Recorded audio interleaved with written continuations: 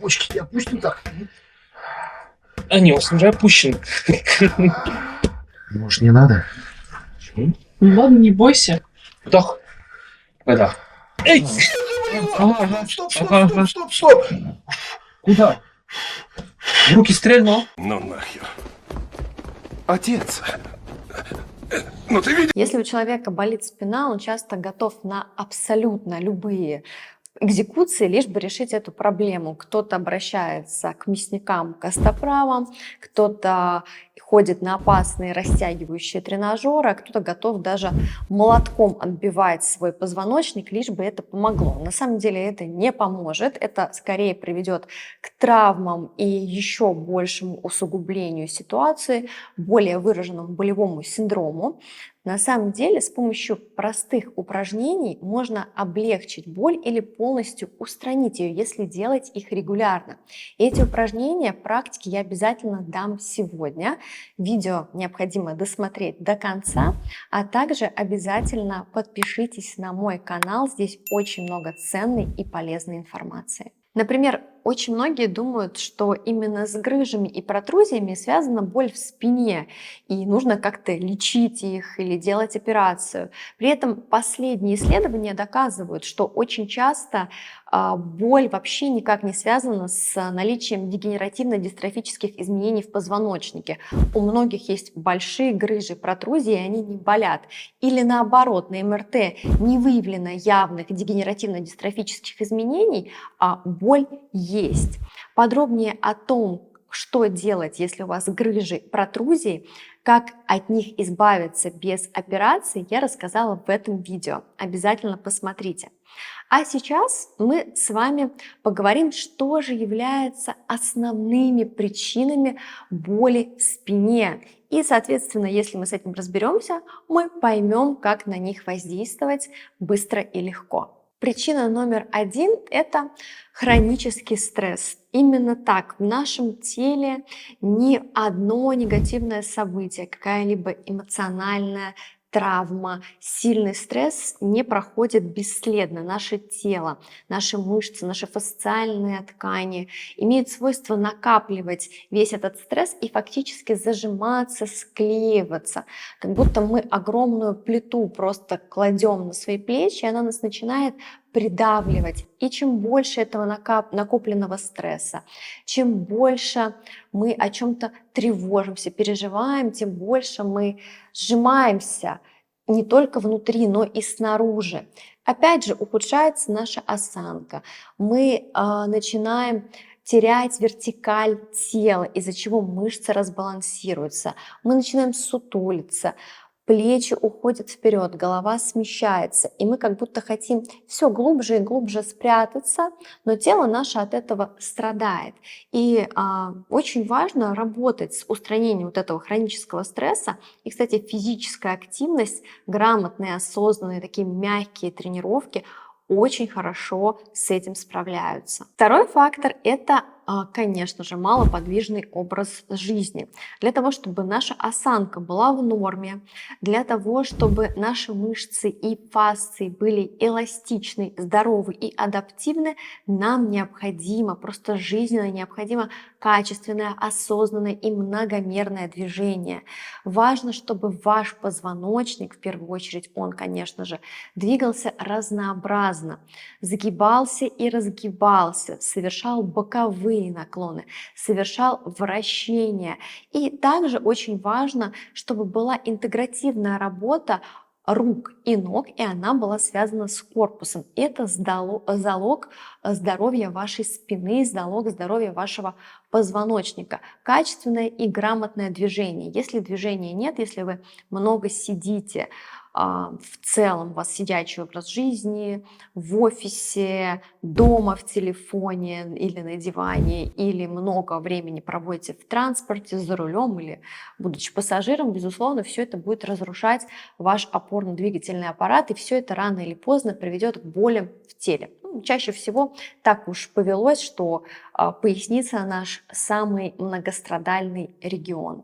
Ну и еще, очень часто мы своими действиями усугубляем ситуацию. Например, если мы начинаем чрезмерно интенсивно растягивать спину, мы думаем, раз там все напряжено, это нужно растянуть. Для нервной системы это стресс.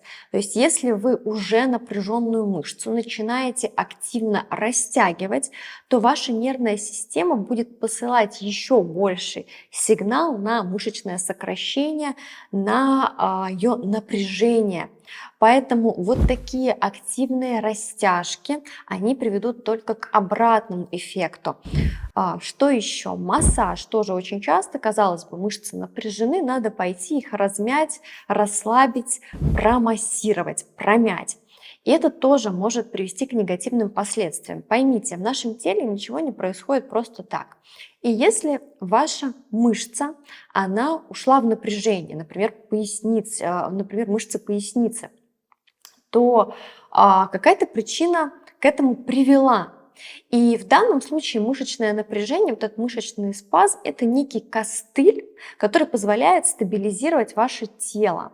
И вы приходите на массаж или начинаете сами активно разминать эту мышцу техникой миофасциального релиза, раскатываясь там на мячах, на роллах.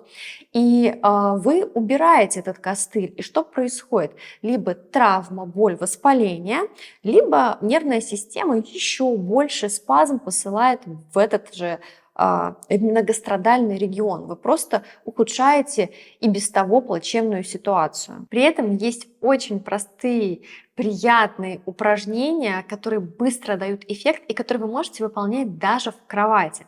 Сейчас я вам их покажу. Начнем с первого. Здесь наша задача округлить спину, знакомая многим злая кошка, но есть очень-очень много нюансов, и про них я тоже сейчас вам расскажу.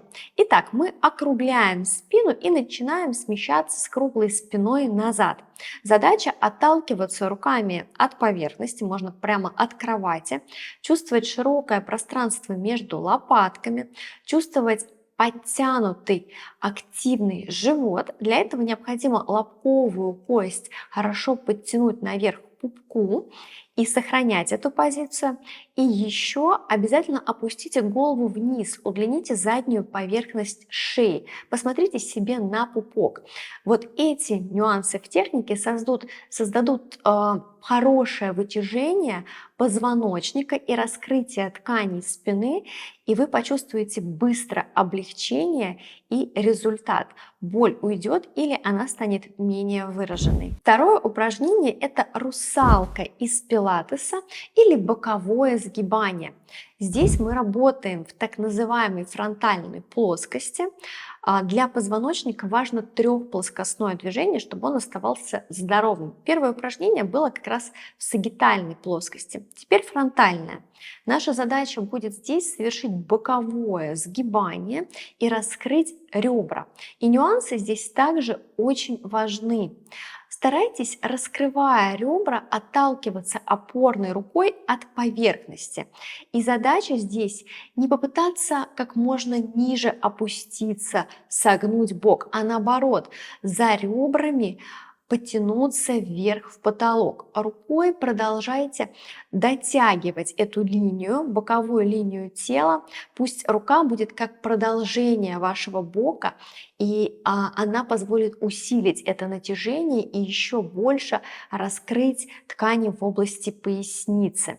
Это упражнение достаточно выполнить на 8-12 повторений, и само собой вы делаете его как сначала на одну сторону, потом на другую сторону. Третье упражнение – опенинг или раскрытие книги из пилатеса, которое позволяет очень хорошо создать ротационные движения в позвоночнике и раскрыть грудной отдел. Ваша задача – вращаться грудной клеткой за рукой, взглядом вы провожаете свою руку. И при этом еще один важный нюанс: вы стараетесь нижней ногой надавить в поверхность, в данном случае в кровать, а верхней ногой надавить в нижнюю ногу. Удобнее это движение делать на вдохе. Вдох способствует раскрытию грудного отдела, но если вы будете дышать свободно, просто как вам комфортно, ничего страшного, просто старайтесь в любых упражнениях не задерживать дыхание. И это упражнение мы также делаем 8-12 раз, сначала на одну сторону, затем на другую сторону. И последнее упражнение, которое будет направлено также на легкое, деликатное скручивание позвоночника, это смещение ног из стороны в сторону. На самом деле за ногами попробуйте почувствовать, у вас будет двигаться таз, а за тазом будут поворачиваться нижние ребра. И попробуйте создать вот эту такую цепную реакцию. Сначала почувствуйте, как двигаются ноги, ноги цепляют таз, таз цепляет грудную клетку, а обратно вы возвращаетесь точно так же, только наоборот. Сначала грудная клетка возвращается в исходную позицию, за ней затягивается таз и ноги. Совершайте это движение мягко, деликатно, не спеша. Достаточно также выполнить 8-12 раз. Эти упражнения вы можете выполнять ежедневно вместо утренней зарядки, лежа в кровати. И можете выполнить их еще вечером, особенно после тяжелого, насыщенного дня, для того, чтобы убрать вот это чрезмерное напряжение в теле. Но, конечно же, очень важно понимать, что локально в нашем теле ничего не работает. В целом, всегда мы стараемся комплексно восстанавливать здоровье опорно-двигательного аппарата, начиная от стоп и заканчивая макушкой. Важно работать с тазобедренными суставами обязательно, над функциональностью стопы и ягодиц, если мы хотим иметь здоровую спину. Очень важно работать с дыханием и с мышцами кора. Эти упражнения для вас доступны на моем телеграм-канале. В описании я оставила ссылку, обязательно на него подпишитесь и до новых встреч!